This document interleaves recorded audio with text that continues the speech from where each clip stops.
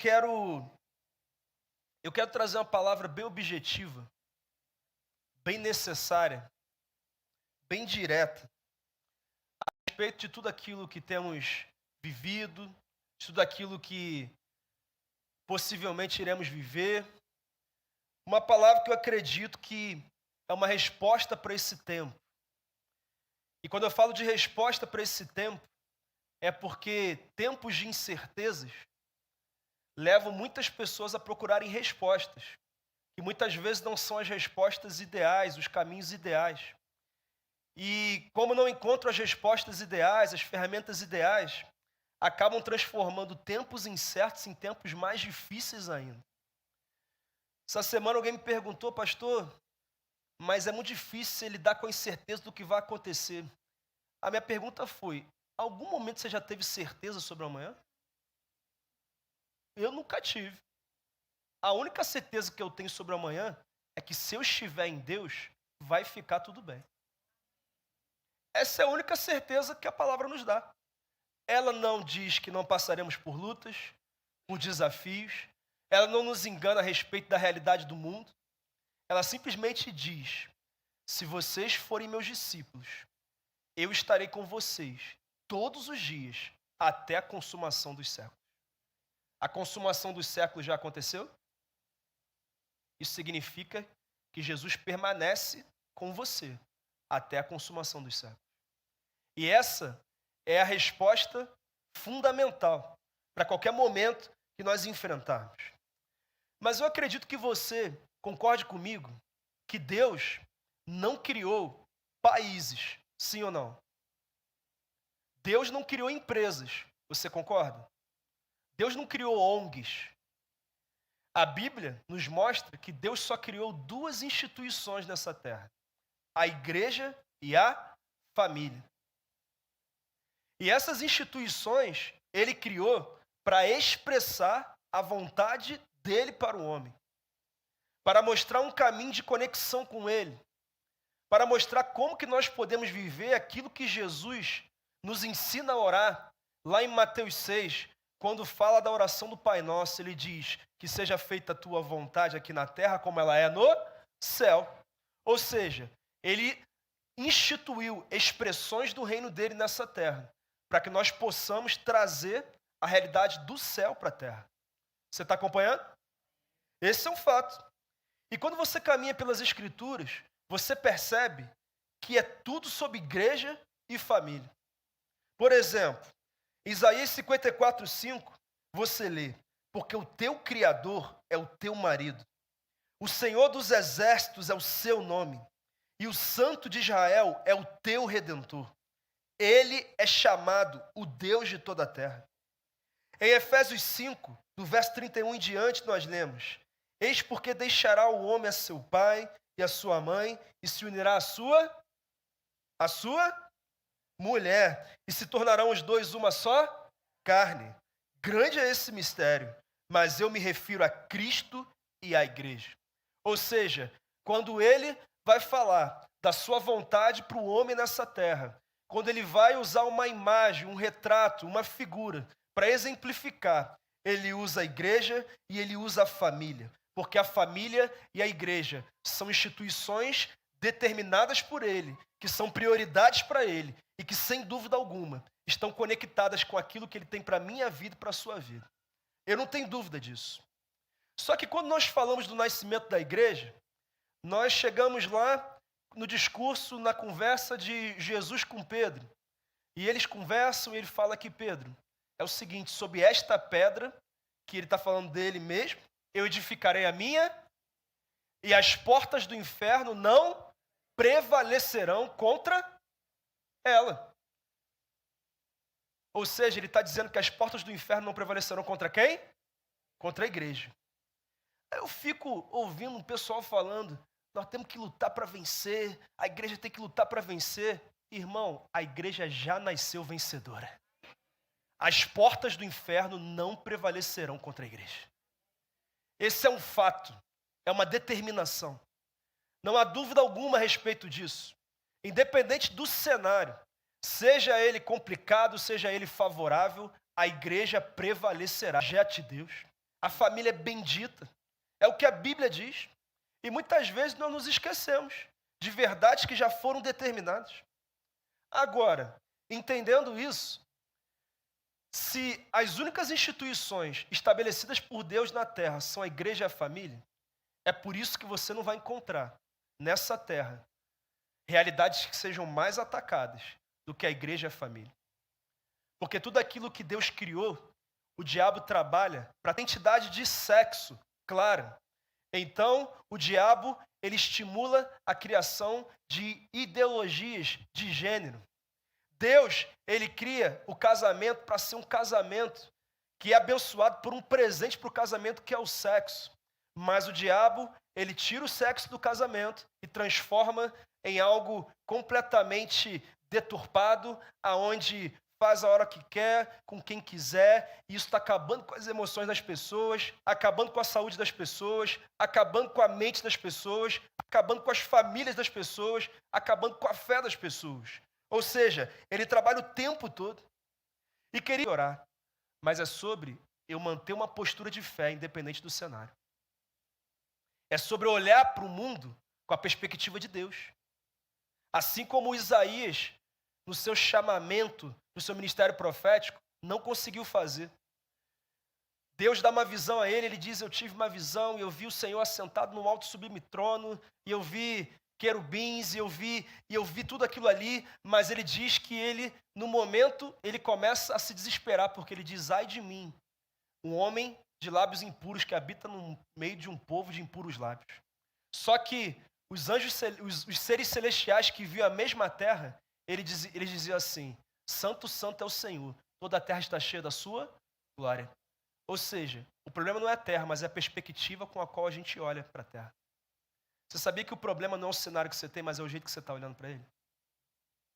Como é que você está olhando para o seu casamento hoje? Como é que você está olhando para a tua carreira hoje? Como é que você está olhando para o seu ministério hoje? Como é que você olha para a sua igreja hoje? Qual a perspectiva com a qual você tem olhado para a vida?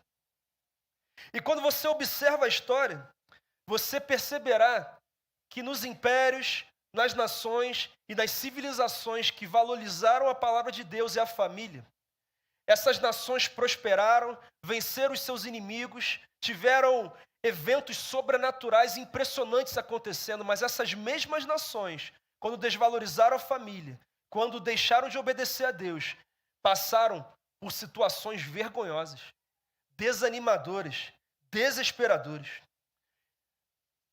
E se você pensar sobre isso, nós temos que fazer aqui uma avaliação. Então tem a ver com o ataque do inferno ou tem a ver com a postura que nós temos diante do que está acontecendo? Essa é uma pergunta que nós temos que responder.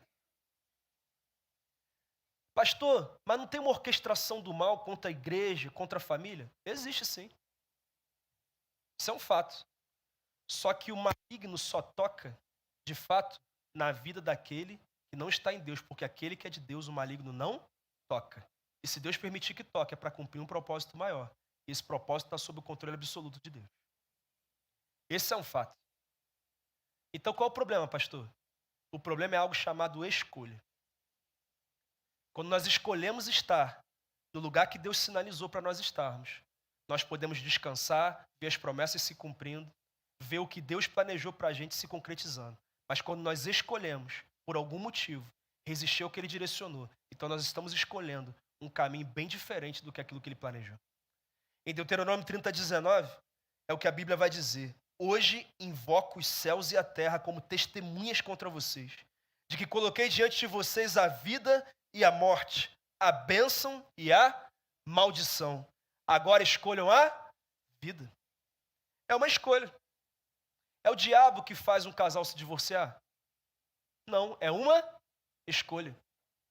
É o diabo que faz um filho não respeitar os pais? Não, é uma escolha. É o diabo que te obriga a gastar 120% do seu orçamento? Não, é uma escolha. E muitas vezes nós estamos chamando de natural aquilo que é espiritual e de espiritual aquilo que é natural. E é um erro que muitas vezes nós estamos cometendo. Mas, queridos, dito isso, Hoje eu quero fazer uma convocação para a igreja. Eu quero te convocar a tomar uma decisão definitiva de, independente de qual for o cenário daqui para frente, em qualquer área da sua vida, você não vai abrir mão da tua fé. Você vai dizer, eu e minha casa serviremos o Senhor. Os dias podem ser maus, difíceis, eu posso ter recebido uns nãos que eu não planejava, mas isso não vai mudar em nada a minha convicção. O Senhor Jesus é o meu Deus, Ele é o meu Senhor, Ele é o dono da minha vida, e eu não abro mão dos princípios e valores que Ele colocou no meu coração. Eu e minha casa serviremos ao Senhor. Eu não sei o que vai acontecer, eu só sei que eu e você podemos fazer uma escolha definitiva hoje.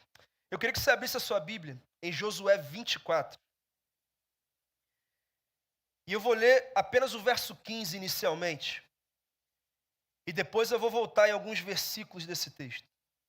Mas aqui nós temos o tão conhecido texto que falamos, que pronunciamos, que diz assim: se, porém, não lhes agrada servir ao Senhor, escolham hoje a quem irão servir.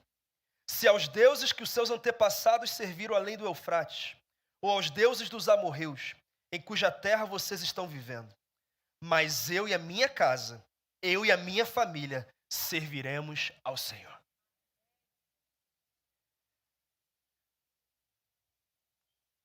Eu não tenho dúvidas de que o melhor lugar para esse discurso emocionante de Josué era Siquém, onde ele estava. Porque foi nesse lugar que Deus liberou uma promessa sobre os descendentes de Abraão. Foi nesse lugar que Jacó levantou um altar de adoração a Deus. Foi nesse lugar que capítulos antes, lá no capítulo 8, o povo renovou a sua aliança com Deus, reafirmou a sua aliança com Deus. Só que o problema é que 16 capítulos depois, o povo, de novo, estava com o coração dividido. O povo tinha se voltado para a idolatria. O povo não sabia se servia ao Deus de Israel ou ao Deus dos amorreus, dos egípcios, aos deuses que levavam muitas pessoas a fundamentar as suas vidas naqueles que não tinham poder e nem autoridade para determinar coisa alguma. Então o povo estava com o coração dividido, muito parecido com aquilo que nós vemos hoje. As pessoas não sabem se servem a Deus ou às suas vontades, não sabem se servem a Deus ou às suas ideologias, não sabem se servem a Deus ou os seus prazeres e as suas vontades. É muito parecido. Então Josué, que já estava caminhando para o final da sua missão, do seu ministério, ele chega para aquele... Mas eu não sei, mas eu e minha casa serviremos ao Senhor. Ele é direto, ele é claro. E sabe, queridos, a palavra mais importante para mim e para a sua vida, diante de tudo que está acontecendo, não é sobre aquilo que vai acontecer ou não, é sobre aquilo que eu vou decidir viver com Deus a partir de hoje. Se eu vou servir a Ele de todo o coração. Então, se a nossa decisão é realmente poder declarar essas palavras, como que eu posso viver esse processo? Como que eu posso descansar nessa certeza? Como que eu posso realmente ver cumprido na minha vida o que o Senhor planejou, independente do que acontecer? Primeiro, atenda a convocação de Deus. Fala para o seu irmão, Deus está te convocando hoje, irmão. Não é para a Copa do Mundo, não, é para a Copa da vida. Olha o que diz o verso 1 e o verso 2. Então Josué reuniu todas as tribos de Israel em Siquém. Convocou as autoridades, os líderes, os juízes e os oficiais de Israel. Eles compareceram diante de Deus. O texto conta que Josué, depois de, com muito êxito, liderar o povo na conquista da terra prometida, ele percebeu que o povo oscilava na fé. Apesar de tantas vitórias, tantos milagres, tantos eventos sobrenaturais, por algum motivo, o povo ainda não estava firmado em Deus. Então, ele, diante de tudo aquilo que ele percebeu, ele chama o povo, ele faz uma convocação e ele diz: olha aqui, vocês escolhem o que vocês quiserem, mas a minha escolha é que eu e minha casa vamos servir o Senhor. Vocês precisam assumir um compromisso maior com Deus. Não dá mais para vocês viverem dos milagres que Ele faz, mas não do relacionamento que Ele tem para vocês. Não de uma vida constante com Ele. Ele convoca. Mas o texto diz que ele convocou todas as tribos de Israel, autoridades, líderes, juízes, oficiais, famílias, crianças de colo, e o texto diz que eles compareceram diante de Deus. Sabe por quê? Não é sobre o que Deus ou quem Deus está convocando, mas é sobre quem atende essa convocação. E hoje Deus está te convocando a viver algo maior com Ele. E às vezes, quando falamos sobre isso, nós pensamos, Deus está falando com quem não está aqui. Mas Israel era o povo de quem? De Deus. Inclusive, Israel era a tipificação da igreja no Antigo Testamento. Ele está falando com a igreja. Ele está dizendo, ei, não importa se você tem 60 anos de igreja, não importa se você entrou a primeira vez numa igreja hoje, o que importa é que eu te convoco hoje a viver algo maior comigo. Um novo nível, uma mudança de fase. Pare de oscilar na fé, mude de fase. Queridos, essa convocação foi tão intensa que o texto diz que todos compareceram. Só que tem um detalhe. Antes de Josué convocar o povo, ele atendeu a convocação de Deus. Porque lá no capítulo 1 de Josué, Moisés morre, o grande líder, o grande libertador. E Deus chega para Josué e fala assim, chega de chorar, já são 30 dias parados. Moisés morreu, ele não vai voltar, isso não muda nada do que eu planejei para vocês, então levanta, atravessa o Jordão e toma posse da terra que eu já disse que eu daria a vocês. Deus convoca Josué e Josué fala, tá bom. Ele enxuga as lágrimas, ele se levanta, ele chama o povo, atravessa o Jordão, eles vencem os inimigos e eles conquistam a terra prometida.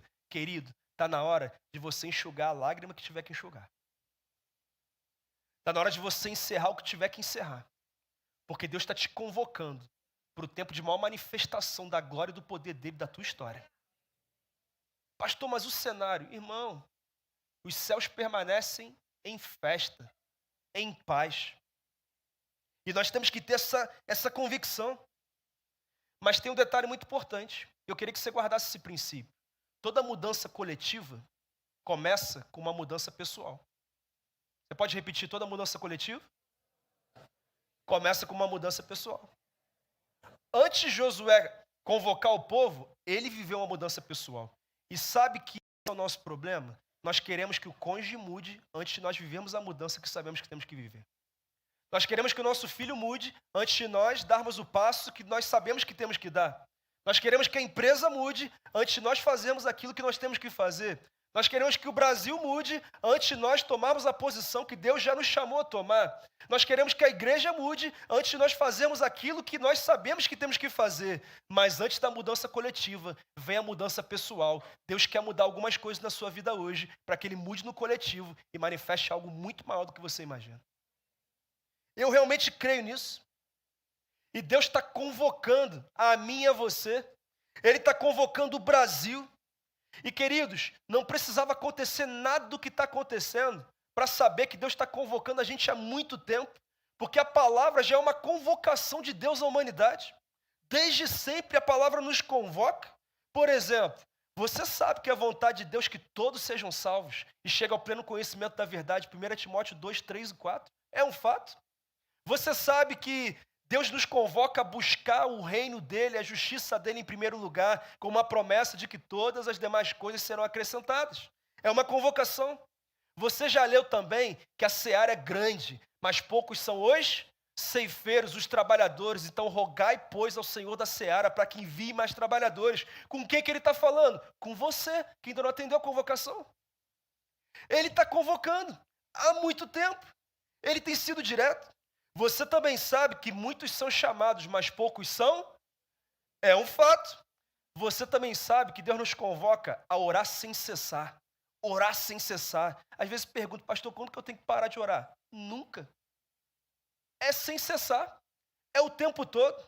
A Bíblia também diz, conheçam e prossigam em conhecer o Senhor. Ou seja, não existe um nível mais alto, é até a medida da plenitude de Cristo. Ou seja, se você conhece muito de Deus, ainda tem muito mais para você conhecer. Se você conhece pouco de Deus, que bom que você está aqui, que hoje você está conhecendo mais, mas você precisa continuar. A palavra é muito direta, só que tem um detalhe. Quando nós não atendemos a convocação pela palavra, que é clara, Deus nos convoca através de circunstâncias. Tem coisa que a gente está enfrentando que não precisava estar enfrentando, irmão. Mas às vezes é a única forma da gente entender que Deus está sinalizando algo para a gente. É um fato, sim ou não? Foi assim com Jonas. Deus manda ele ir pregar onde? Nínive. Ele vai para onde? Tarsis. Ele ouviu que era para Nínive? Ouviu, mas não quis obedecer. Aí passou lá por um naufrágio. Naufrágio não, mais ou menos isso, né? Passou lá por uma tempestade, né, pesada, foi lançado fora do barco, foi para a barriga de peixe. Só que gente que não atende convocação de Deus, dá ânsia de vômito até em peixe. O peixe cospe ele, joga ele para fora, ele vai embora e fala, tá bom, agora eu vou. Irmão, ouça a palavra, não queira ser direcionado pelas circunstâncias. Muito que a gente vive hoje tem a ver com isso. A minha pergunta é, o que mais tem que acontecer para nós entendermos o que Deus está sinalizando para a gente? Nós passamos por uma pandemia, queridos. Estamos enfrentando um colapso na nossa nação. Estamos vivendo realidades desafiadoras. E fora as situações que você passa na sua vida pessoal. Só que, apesar de muitos serem chamados e poucos serem escolhidos, isso não tem a ver com o fato de Deus fazer acepção de pessoas, porque Ele não trata ninguém com parcialidade. Mas tem a ver com aquilo que na parábola do grande banquete Jesus conta. Ele diz que o rei preparou um grande banquete e chamou os nobres, chamou todo mundo. Aí o primeiro falou assim, acabei de casar, tem que cuidar da esposa, vou poder ir não. O outro falou assim, eu acabei de comprar uma propriedade, tem que ir lá, né, limpar o terreno e tal, não vai dar para hoje não. Aí o terceiro falou, olha, acabei de adquirir umas cabeças de gado, tem que cuidar delas, não vai dar não. Aí sabe o que ele faz? Ele fica tão irritado que ele fala, então chama todo mundo, mendigo, cego, flamenguista, chama todo mundo, vou dar o banquete para quem quer. Vou dar o banquete para quem quer. Ou seja, não é que Deus escolhe poucos, é que poucos atendem a convocação dele. E a minha oração é para que você atenda a convocação. Deus está te chamando para algo maior com ele. Deus te chamando para ter uma vida de oração que você nunca teve. Para ter uma vida de leitura da palavra que você nunca teve. Para ser usado por ele como você nunca foi. Eu creio nisso. Eu creio nisso.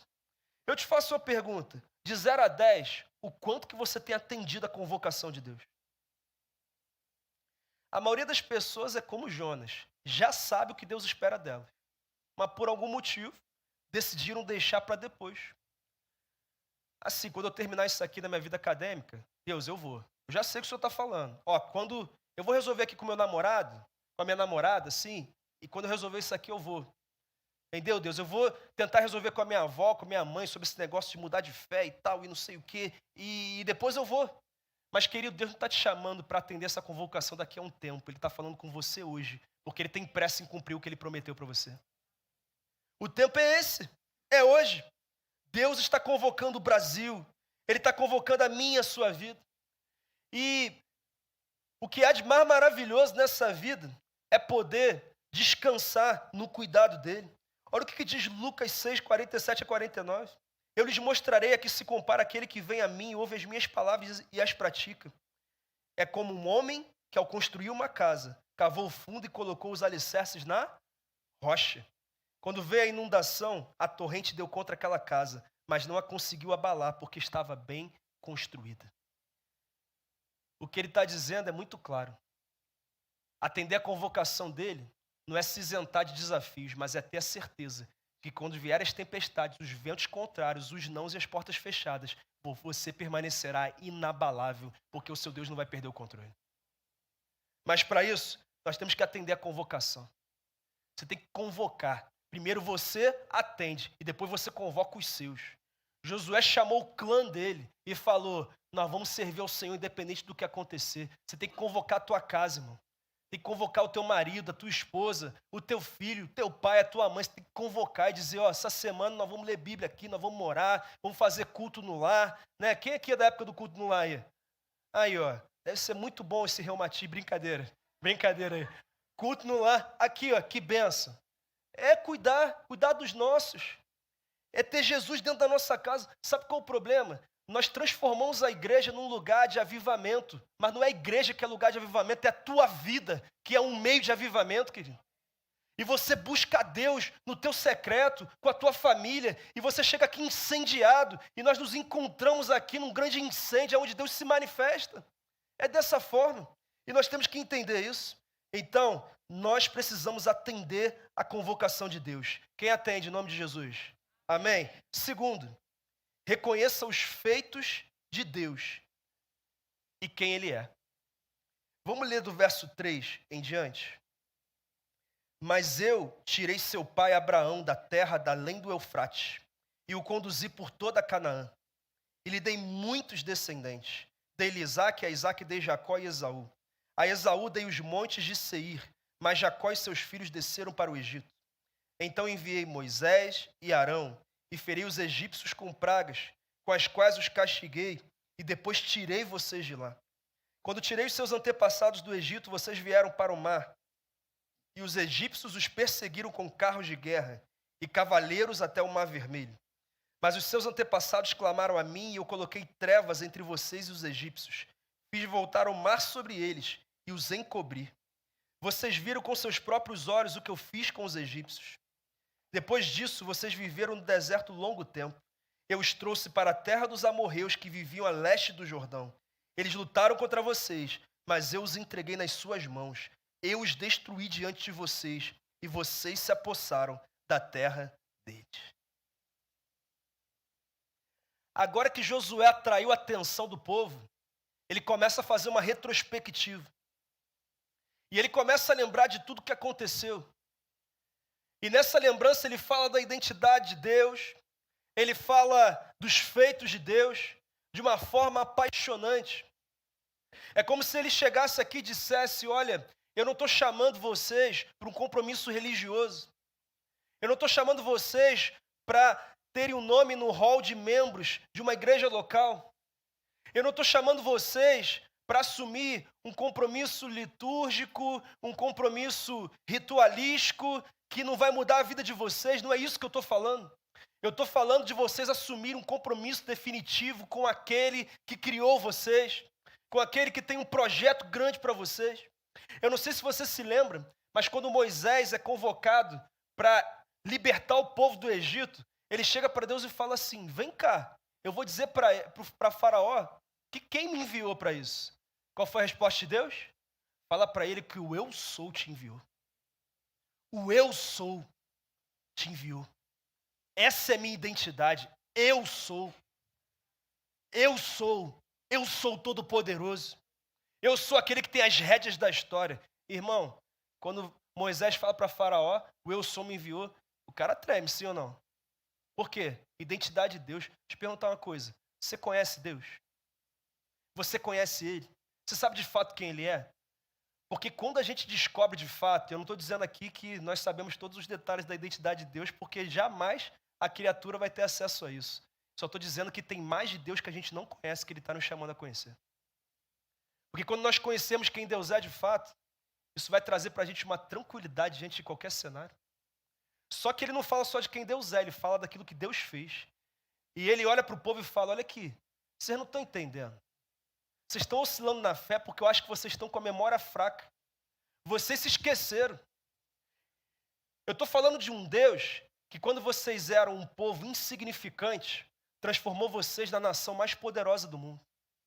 Eu estou falando de um Deus que ouviu o clamor de vocês lá no Egito de 437 anos de escravidão e, com mão poderosa, libertou vocês. Quando vocês chegaram diante de um mar vermelho e ouviram o barulho dos carros dos egípcios chegando, vocês clamaram a Deus. Ele diz: estão clamando a mim por quê? É só marchar. E quando vocês marcharem, Ele abriu o mar. Vocês estavam no deserto e eu estava também.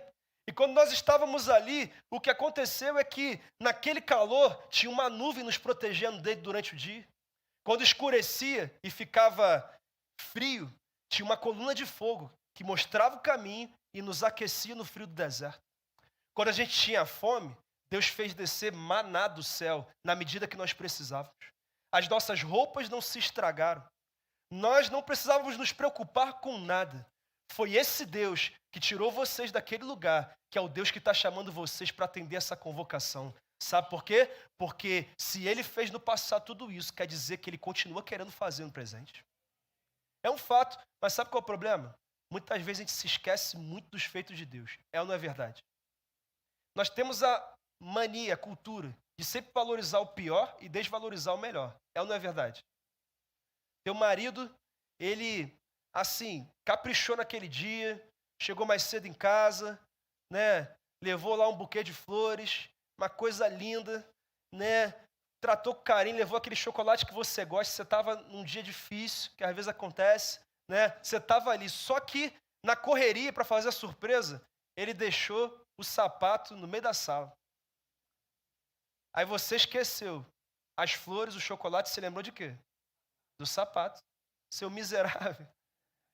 É ou não é verdade? Por quê? A gente tem essa tendência de desvalorizar o melhor e supervalorizar o pior. Quem está entendendo? Mas o problema é que a gente faz isso na nossa relação com Deus também. Nós focamos muito naquilo que Deus ainda não fez e esquecemos daquilo que Ele já fez. E Josué estava trazendo à memória deles os feitos grandiosos, significativos que Deus tinha. Pastor, por que ele estava fazendo isso? Porque toda vez que eu lembro daquilo que Deus já fez, eu estou abrindo caminho para que Ele faça novamente. Eu estou preparando a atmosfera. Eu estou preparando o cenário. Eu estou sendo direto com Ele. E querido, Deus já fez muita coisa na sua vida, sim ou não? Só você sabe o que você já passou. Só você sabe. Só você sabe das batalhas que você já venceu. No casamento, na família, na vida profissional, na saúde, no ministério, tantas outras coisas. Josué estava fazendo algo que o profeta Jeremias também nos estimula a fazer em Lamentações 3:21. Não está fácil não, mas eu quero trazer à memória o que me dá esperança. Esperança. O problema é que nós estamos cultivando na nossa mente muita coisa que nos deixa ansiosos, preocupados, em pânico, amedrontados, desesperados. Tem gente que não dorme, tem gente que não consegue descansar, tem gente que não consegue nem tomar uma decisão de tanta coisa que está na cabeça. Ei, Deus está te chamando hoje a trazer à memória o que pode te dar esperança. A relembrar os feitos de Deus, a relembrar as vitórias que vocês já tiveram, e não são poucas. Para resumir, o que Josué estava dizendo é, eu não estou convocando vocês para uma experiência qualquer, eu estou convocando vocês para ter uma experiência pessoal com o Senhor da história, ter um compromisso com Ele, e desfrutar de tudo aquilo que Ele planejou. Quantas lutas você já venceu? Quantas batalhas você já venceu? Traga à memória o que te dá esperança. Mas em terceiro lugar, busque discernimento espiritual. Eu queria ler do verso 9 em diante, que diz assim: quando Balaque, rei de Moabe, filho de Zippor, se preparava para lutar contra Israel, mandou buscar Balaão, filho de Beor, para lançar maldição sobre vocês. Mas eu não quis ouvir Balaão, de modo que ele os abençoou vez após vez, e eu os livrei das mãos dele. Depois vocês atravessaram o Jordão e chegaram a Jericó. Os chefes de Jericó lutaram contra vocês, assim como os amorreus, os ferezeus, os cananeus, os hititas, os girgazeus, os heveus e os jebuseus. Mas eu os entreguei nas mãos de vocês. Eu lhes causei pânico para expulsá-los de diante de vocês, como fiz aos 2 reis amorreus. Não foi a espada e o arco que lhe deram a vitória. Agora, Josué sobe a régua. Ele chega para eles e fala, sabe qual é o problema de vocês? Vocês vivem a vida de vocês de uma forma muito natural. E vocês talvez achem que até hoje chegaram onde chegaram por causa do poderio bélico que nós temos, por causa da experiência de batalha que nós temos. Mas deixa eu falar uma coisa para vocês. Não foi espada e nem arco que nos deram a vitória, mas foi o Senhor dos exércitos. Foi Ele. E ele começa a citar os nomes dos povos que estavam em Canaã quando o povo chegou, que foram batalhas que o povo teve que vencer para que então conquistasse a terra prometida. E o que ele estava dizendo era, vocês precisam entender, para prevalecer essa vida, nós temos que entender que o mundo espiritual é mais real do que o mundo natural. Vocês precisam ter discernimento, vocês precisam estabelecer a diferença entre aquilo que é natural e aquilo que é espiritual. E sabe qual é o problema hoje? Muitas vezes nós temos chamado de natural o que é espiritual e de espiritual o que é natural. Pessoas que às vezes chegam com lutas no casamento e dizem, pastor, ora pela gente, mas não é a oração que está faltando, o que está faltando é você pedir perdão a ela, porque até hoje você não fez isso. O que está faltando é você se desconectar de certas amizades que você já sabe que não estão contribuindo para o seu relacionamento, mas mesmo assim você permanece. Não é orar pelo seu filho, mas é colocar limite para que ele não viva uma vida libertina que vai arrebentar com ele. Ou seja, coisas naturais que nós temos pensado que são espirituais. Mas, por outro lado, também existem coisas espirituais que nós queremos tratar de forma natural. Entenda que na nossa casa, na nossa vida, existem 3 formas de mudar as coisas. A primeira é orando por elas.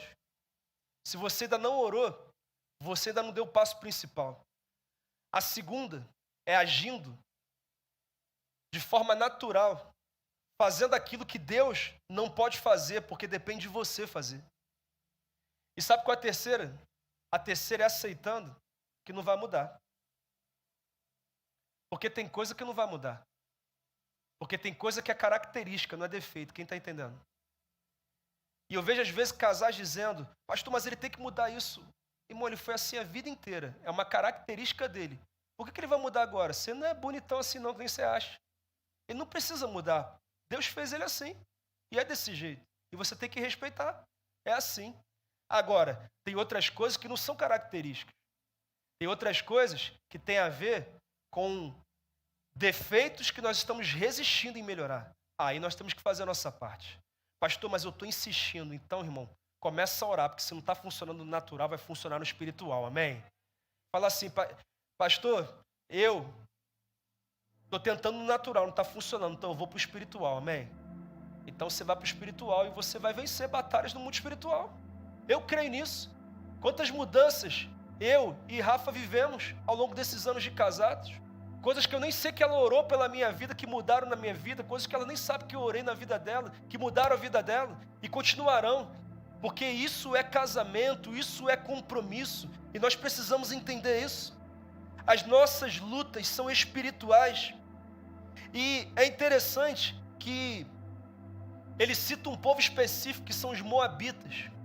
Os moabitas chegam para um profeta de Deus chamado Balaão, e você deve lembrar dessa história, e eles contratam esse profeta para amaldiçoar o povo de Deus. E aí Balaão chega para Deus e pergunta assim, Deus, eles me ofereceram aí um ouro, uma prata para amaldiçoar o povo. O que o senhor acha? Irmão, tem coisa para você perguntar para Deus não, né? Mas ele perguntou mesmo assim, o que o senhor acha? Aí Deus falou, já sabe o que eu acho, né, Balaão? Mas você faz o que você quiser fazer. Ele vai na direção do povo para lançar encantamento. Ele não consegue. Sabe por que ele não consegue? Ele fala por que ele não consegue. Ele diz, não dá para amaldiçoar aquilo que Deus já abençoa. Não dá. Não é possível. Eu não consigo. É por isso que a zona de proteção e segurança, sabe qual é? É a zona da obediência a Deus. Eu estou protegido, eu estou guardado por Ele. Eu estou blindado por Ele. Mas toda vez que eu digo, Deus, eu tenho uma visão diferente sobre isso. É nessa hora que eu saio debaixo do parapeito e da fundação. E aí eu estou exposto a tantas lutas que nós passamos nessa vida. Mas não dá para amaldiçoar o que Deus já abençoou. Você pode repetir uma coisa? Tudo se discerne espiritualmente. Nós precisamos de discernimento espiritual. Entender o que de fato é de Deus e o que não é. E é por isso, queridos, que a inteligência mais importante que existe e pode ser acessada aqui, não é a inteligência matemática, somestésica, não é a inteligência emocional, mas é a inteligência espiritual, porque ela se baseia na palavra de Deus, que vai até a ponto de dividir juntas e medula. Ou seja, ela é capaz de, quando você passa por uma situação, dizer, olha aqui, isso aqui é emocional, isso aqui é espiritual. E aí você tem capacidade de tomar uma decisão acertada. E se a inteligência espiritual é o que há de mais importante, então, o que há de mais importante na nossa vida, o que é? É atender a convocação que o Senhor está fazendo para a nossa vida, irmão. Virão tempos difíceis, sim. E eu não sou profeta do caos, eu sou profeta da realidade. Mas eu quero te dizer que mesmo em tempos difíceis, você pode prosperar, você pode romper, você pode avançar, você pode superar, você pode glorificar o nome de Deus, porque o cenário não muda em nada, que o nosso Deus permanece absoluto no controle da história. E nós temos que ter certeza disso. Tudo se discerne espiritualmente. Para de brigar com pessoas A nossa luta não é marido contra esposa, não é sogra contra genro, não é irmão contra irmão, não é. A nossa luta é no mundo espiritual. Sirvam-no com integridade e fidelidade. Joguem fora os deuses que os seus antepassados adoraram além do Eufrates e no Egito, e sirvam ao Senhor. Agora Josué está caminhando para o fim, e ele é direto, ele fala, aqui, tem coisa que não dá para permanecer na vida de vocês. Vocês trouxeram do Egito e dessa peregrinação no deserto, deuses que não são verdadeiros deuses. E vocês muitas vezes baseiam decisões, escolhas, sentimentos naquilo que tem a ver com o relacionamento que você tem com deuses pagãos. Então está na hora de vocês remover esses ídolos do meio de vocês. Pastor, o que eu entendo com isso? E você precisa cortar o mal pela raiz. Tem coisa que você tem que expulsar da tua vida hoje, irmão. Porque está competindo com o projeto que Deus tem para você. Não tem como negociar. Não tem como pensar, pastor, mas se for assim, Deus está sinalizando, você sabe que Ele já está falando com você. Tem coisa que não faz parte desse novo tempo que você vai começar a viver com Deus hoje. Não faz parte. Não adianta voltar. Foi o que Josué decidiu lá no capítulo 1. Ele ficou chorando a morte de Moisés, mas Deus falou, ei, Moisés morreu, ele não vai voltar e você não precisa dele, o que você precisa daquilo que eu estou te dando. Eu tenho uma palavra, levanta, atravessa o Jordão e toma posse da terra. Ei, você não precisa daquilo que Deus não quer te dar. Você só precisa daquilo que Ele está colocando na sua mão. Mas tem coisa que nós temos que eliminar da nossa vida. Talvez sejam pensamentos que você tem sobre o seu casamento, sobre a sua família, sobre Deus, talvez sobre a sua comunidade de fé, sobre algo na sua vida profissional. Talvez sejam pensamentos, talvez sejam hábitos, talvez sejam práticas, coisas que não têm mais a ver com o novo tempo que Deus tem para você. Às vezes até mesmo coisas boas. Eu falei no retiro de casais que a Rebeca, que vai fazer 3 anos aqui, a nossa primogênita, tem sandália que não entra mais no pé dela. Por quê? Porque ela cresceu, ela está em outra fase. Irmão, tem sapato, sandália, que não cabe mais em você, porque nesse novo tempo que Deus tem para você, você está em outra fase, irmão. Não tem mais a ver, você não tem que voltar atrás. Você não tem que cultivar aquilo que Deus já disse, você não precisa disso. Então Josué diz, joga fora. Joga fora. E tem coisas que nós temos que jogar para fora hoje. Tem coisas que nós temos que lançar para fora do Brasil hoje. Coisas que precisam sair dessa nação. Realidades que precisam ser retiradas do meio do povo brasileiro. E nós precisamos continuar como uma igreja viva, uma igreja relevante, uma igreja que realmente tem intimidade com Deus para entender o que Ele está sinalizando para esse tempo. Como que isso é importante? Mas em último lugar, todos se posicionam em unidade. Você precisa se posicionar em unidade com Deus e com o povo dele. Pensa na convocação de Josué. Ele convoca todo mundo para Siquém. E todo mundo comparece. Todo mundo ouve a mesma palavra, o mesmo pronunciamento. E olha o que ele diz no verso 15, que é o ápice desse texto. Se, porém, não lhes agrada servir ao Senhor, escolham hoje a quem irão servir. Se aos deuses que os seus antepassados serviram além do Eufrates, ou aos deuses dos amorreus em cuja terra vocês estão vivendo. Mas eu e a minha família serviremos ao Senhor. Ele é direto.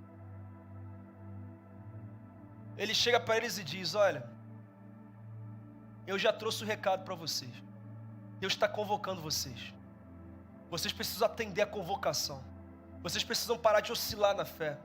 Vocês precisam parar de descansar nos tempos que vocês têm de igreja e entender que Deus não terminou aquilo que Ele começou na sua vida ainda. Você precisa remover ídolos da sua vida.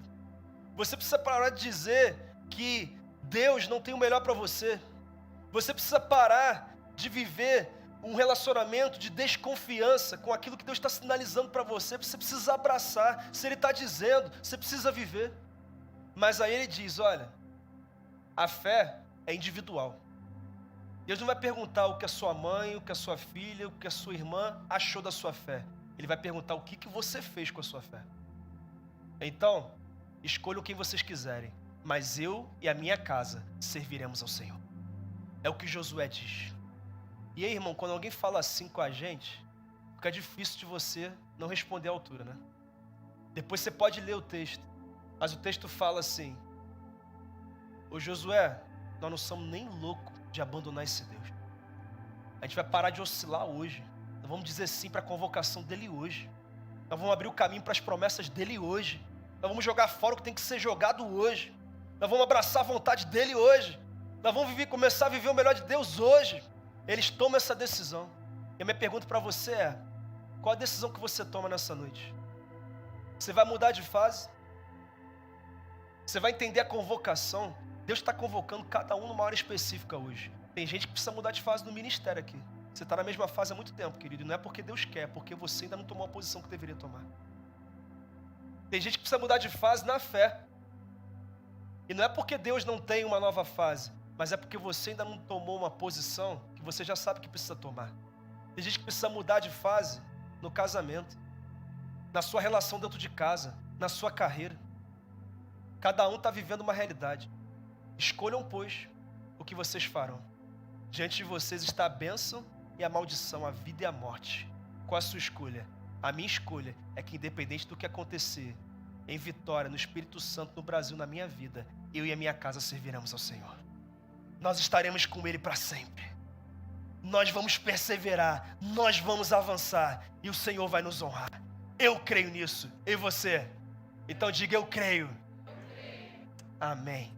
O louvor já está aqui em cima, já pode subir, por favor.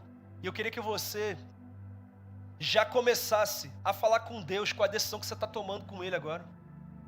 Uma coisa eu sei: todo mundo pode dar um passo hoje. Não tem ninguém aqui que não pode dar um passo hoje na direção do que Ele está sinalizando. Todo mundo. Eu não conheço a sua história, mas Deus conhece. E hoje Ele está dizendo: olha, está na hora de você dar um passo na direção do que eu estou sinalizando para você. Está na hora de você realmente tomar uma posição. É uma convocação direta. É uma convocação direta. Deus está te convocando nessa noite. Ele está sinalizando algo para você. E eu queria que hoje você dissesse sim, sim para essa convocação. E que você começasse a falar com Ele. Feche os seus olhos e comece a dizer: Deus, estou falando contigo, Senhor, agora. E eu estou entendendo o teu recado. É você e Ele nesse momento. Feche os seus olhos. De repente essa semana você nem conseguiu parar e falar com Ele. Mas você está dando essa oportunidade agora de falar: Deus, eu estou dando esse passo. Eu estou entendendo que o Senhor está me convocando para algo maior com o Senhor. Não é sobre aquilo que eu já vivi, mas é sobre aquilo que eu posso viver a partir de hoje. Eu quero remover o que tiver que ser removido. Eu quero dar os passos que tiverem que ser dados. Eu quero dar ao Senhor uma resposta direta a essa convocação.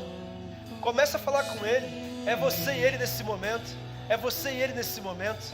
E se você está...